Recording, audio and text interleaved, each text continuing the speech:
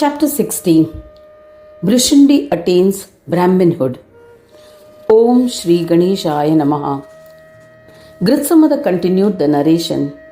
The cruel fisherman Nama saw Mudgala, an eminent Muni living in that forest. Being evil, he wielded a sword and advanced towards him with an intention to kill. While wielding a sword near Mudgala, the sword slipped and fell on the ground. All the weapons that he had tightly secured on his body fell to the ground. He was awestruck. He thought, "This is extraordinary." He looked at Mudgala. His evil thoughts seemed to fade away. His evil mind was turned pure. Influenced by the meeting with the yogi, his words and behavior reflected virtuosity. He said, "From birth till date, I have only thought of ways to commit sins. As a result, my sins are innumerable. I just had a bath in the holy pond and my mind has been cleansed. I am now fearful of committing sins. By your mere darshana, I am free of desires. My sinful mind has become desirous of liberation. I have no intentions of picking up the fallen weapons. O sagacious one, please counsel me about how to cross the ocean of worldly existence to achieve liberation." Listening to Nama, Rishi Mudgala replied, "Pick up your weapons and go home." The cruel fisherman, with eyes filled with tears of repentance, offered pranams. Nama requested, "O Yogindra, accept me as your disciple, otherwise I will sacrifice my body in your presence. I am no longer interested in physical gratifications." Hearing these words, the yogi, filled with love for his asylum seeker, initiated him into the Ganesha mantra, Ganeshaya Namaha. He planted his dry staff into the ground. The Yogindra said, "You should chant this mantra in front of the stick, O evil one. Continue chanting the mantra till leaves sprout on the stick. It is then that you will be purified. Till then, you must not eat fruits, leaves, roots, food, or water.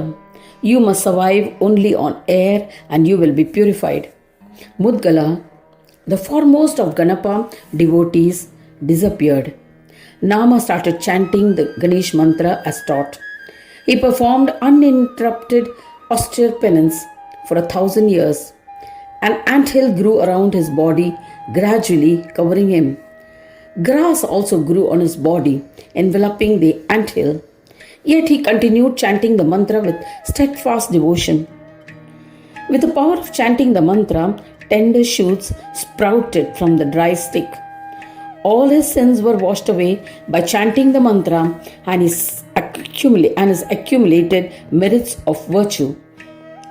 Due to countless merits earned from devotional service, a trunk sprouted from between his eyebrows. He became another Gajanana. Mudgala, the eminent sage, by a stroke of destiny, came to the scene and remembered his student. He saw that the staff that he had planted bore new shoots. He was surprised that the evil Nama was observing penance. He wondered where his ascetic disciple had disappeared while abandoning his fickle nature and undergoing physical austerities and a severe penance. He could not see his disciple anywhere. Accidentally, he spotted an anthill and noticed two shining eyes from within the anthill. He cleared the anthill with a stick and freed Nama from it. He sprinkled water on him. Nama was awakened and opened his eyes. Seeing his guru, he stood up and offered a namaskara reverentially. After honoring him appropriately, Yogi Mudgala embraced him and said, "You are definitely my son and have taken birth from the anthill. There's no doubt about it. You will be an eminent Brahmin known as Brushund. You have become accomplished by chanting mantra. You will be worshipped by all. You will have a lifespan of 100,000 kalpas, O Mahamuni. One kalpa is 4.32 billion human years and is one day in the life of Brahma.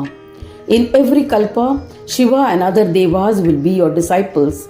In this manner, Maharishi Mudgala initiated him into the single-syllabled, the Ekakshara mantra of Ganesha in an appropriate manner. Thereafter, he disappeared.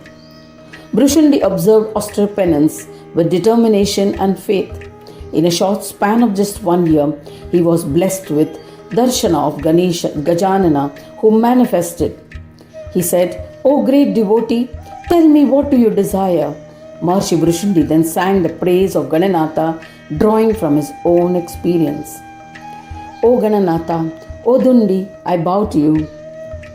You are an embodiment of peace. You are the bestower of absolute peace.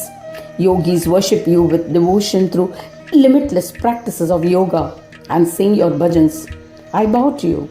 It's not possible to describe the elaborateness and extent of Yoga Vidya. It is possible to select from a large number of mantras, propitiating innumerable devas.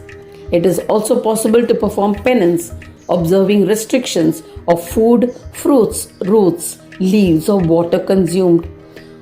One can also select posture like standing on one leg or choosing any one of the thousands of asanas and perform yoga sadhana. Hence, it can be said that yoga is limitless. A Siddha is the one who is comparative to the devas and have attained 8 types of powers or Siddhis. 8 main powers acquired by a spiritual person are Anima, Mahima, Garima, Laghima, Prapti, Prakamya, Ishitva, Vashitva, Ashtasiddhis. These are the Ashtasiddhis. First, Anima, ability to reduce the size of the body, sometimes even to the size of the atom, smaller than the smallest. 2. Mahima, ability to assume gigantic form, larger than the largest.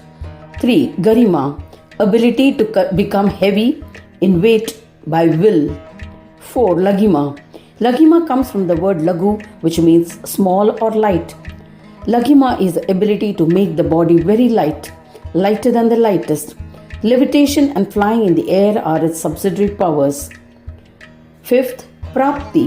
Thus, Prapti is the ability to acquire anything anywhere. 6. Prakamya, the ability to obtain anything desired. 7. Ishitva. Isha, Lord, Ishitva, Lordship, the power of absolute lordship over the entire creation. 8. Vashitva, the ability to have everything under control, especially the physical manifestation made up of the 5 elements. The 8th is given as either Kama Avashitva or Shemaraja and Vyasa, satisfaction, suppression of desire, or as Yatra Kama Vashishyatva, wishings to coming true. You are Vidhata amongst the Prajapatis. O Gananatha, you are Vishnu among the Devas who preserve. You are Hara among the destroyers. You reside in everything as Kala Amsha. I bow to you. You are Jagadambika among goddesses who are active. You are Ravi among all illuminating orbs. You are Ganesha among those who strive. You reside in all of them as Kala Amsha. I bow to you. The creator Ganesha is the lord of the 3 gunas, Sattva, Rajas and Tamas. Because of him, Jada or the unintelligent Maya strives to create. The innumerable Jivas, embodied soul created by Maya, strive to achieve various goals. The foremost amongst those who strive is Maya. She is inspired to strive by Ganesha. You are Bindu amongst all those who are embodied. You are awareness in Swata Uttanaka Brahma. You are the all-pervading in your Kalamsha form. The Brahma from whom the embodied forms were created is Bindu Brahma. The Tattvas found in the Jiva are the same found in the universe. You are Sankhya, form in Videha Brahma. You are Nijatma amongst those attaining Samadhi. You are the bearer of Ayoga among yogis in Nivritti Samadhi state. You are present everywhere in your Kalamsha form. I bow to you. O Gananatha, You, that implies all your ganas, are what has been defined as yoga by Vedas and other scriptures. You are the bestower of absolute peace, O Lord of devotees, and the one who loves his devotees. I bow to you. The syllable ga represents Siddhi, who bestows moha. The syllable na represents buddhi, who is also the one who infatuates. You are their consort, hence you are referred to as Ganeshwara. I bow to you. In the Gajakara form, with the trunk of an elephant, you are endowed with attributes, and in the form of Na, you are without attributes. Their undifferentiated form is you, Gananatha, Yogisha, Lord of devotees. My salutations to you. O Ganadisha, how can I describe your incredibly marvelous glory, which Vedas and other scriptures find it perplexing and hence are incapable of describing you. Amongst the sinners, I was the worst. Among the depraved, I was the lowliest. Because of the prowess of your name, I became a celebrated Brahmin. Vishwamitra and other pure sages achieved Brahminhood, but they had received some samskara earlier. The imprints left on the mind by past experiences, often in past lives, that condition future responses and behavior are the samskaras. Vishwamitra was a Kshatriya. He underwent a thread ceremony, after which he was taught philosophy, logic, and other subjects. Not only did I belong to the fisherman tribe and was bereft of any samskara, I was also morally degenerate, yet you have conferred Brahminhood on me. Saying this, he joined his palms in reverence with devotion and bowed to him. Yoga Shastras have said that there are some things that a yogi must refrain from. Nivritti is cessation from worldly concerns and engagements. Not doing them is Nivritti Yoga. There are two directions of movement or phases in life: Pravritti and Nivritti. Pravritti is accumulating enjoyable things and indulging. Nivritti is clearing debris and debits of past and present deeds and transcending. For example, restraining all thought of women in all aspects is an aspect of Nivritti Yoga. The one who is in the state of Nivritti Yoga is said to be the bearer of Ayoga. A firm resolve and courage is required to achieve this state. This is possible only when Ganesha is in the Amsha form, in the inner soul. Hence, being the bearer of Ayoga symbolizes the existence of Ganesha. Pleased with the praises sung by the humble Brahmin, Gajanana said to him, O Brahmin, ask for what you desire and I shall grant it. There will never be another glorious ascetic devotee comparable to you. Hearing Ganesha's words, tears of joy filled his eyes. Brushundi choked with emotions as he said to Gajanana, O Lord Gajanana, if you are pleased and wish to grant me a boon, grant that my devotion will forever remain steadfast, intense, and absolute. Gajanana, the one who loves his devotees, said, Tathastu. This location will be a holy pilgrimage by my grace. It will be called Amalashrama. It will cleanse devotees of the sins committed from ignorance and impart pure knowledge. After granting these boons, the Lord disappeared. Vrishundi continued to worship with absolute and uninterrupted devotion. The Yogindra Muni would neither visit any other pilgrimage center nor acknowledge, even in his mind, any other deity as superior to Ganesha. There is no doubt about it. Thereafter, this kshetra was visited by many Brahmins. They would happily worship Gananatha with devotion. Many of his fortunate disciples became pious Brahma Rishis. This is the unique and invaluable treasure of this kshetra. With these sentiments, they would serve the Mahamuni. By only bathing in the Vrishundi kshetra, jivas were blessed with enjoyment and liberation. Such were the attributes of this beautiful Ganesh kshetra. Kashyapa and other yogis, Shuka and other munis would visit this kshetra for his darshan and worship him happily. They would acknowledge him as Lord Ganesha himself bearing a trunk.